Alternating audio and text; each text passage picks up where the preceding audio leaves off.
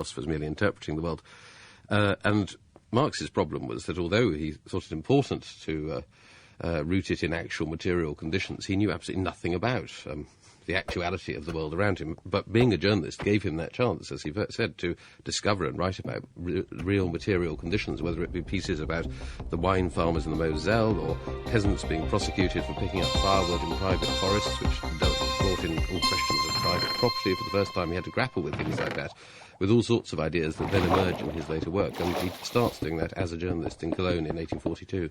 There's a very fateful and important meeting with Engels in Paris. We just have time to say they met, they got on. Engels was rich. His father had factories in Manchester.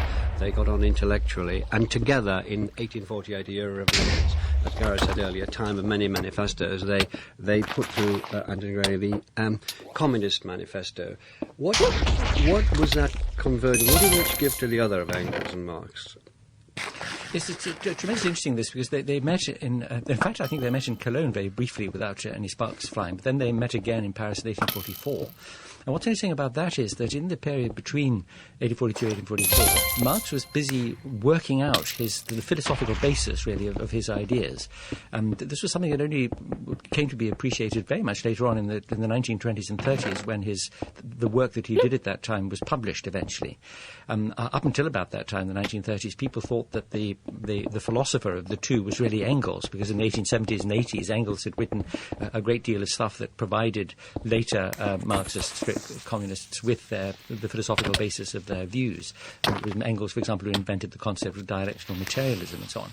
But there, in the early 1840s, Marx was working out the basis of his views, and he met Engels at that time. Engels reported later that they had spent something like 10 days, 2 weeks together in intense conversation. They found they agreed on so many things that there was a real meeting of minds there. And Engels also later said that he was conscious of the fact that he was in the presence of genius, and that it was sort of incumbent on him in a way to do everything he could to serve that genius and further the cause that they shared together. And so that was the beginning of this lifelong association between them, in which Engels sort of bankrolled Marx and made it possible for him to do some of the great work that he did later on. Yes, and Francis, I think in his book, said that one had a wealth of knowledge, the other had a knowledge of wealth. Can I, Gareth Stedman-Jones, when you talked earlier in the programme, you talked quite a bit about the Communist Manifesto. So it begins, "A spectre is haunting Europe, the spectre of communism." You discussed it, the way it drives through. How much was it a call to arms? Can you tell us that, and then we can move on to discuss ideas in it? Well, part of the brilliance of the manifesto was that I should imagine in Germany in 1848 there were less than 1,000 communists, and that would be a generous estimate. It was a very small movement indeed when Marx was writing about it. But it is certainly true that there was quite a lot of literature in the German press which was about the spectre.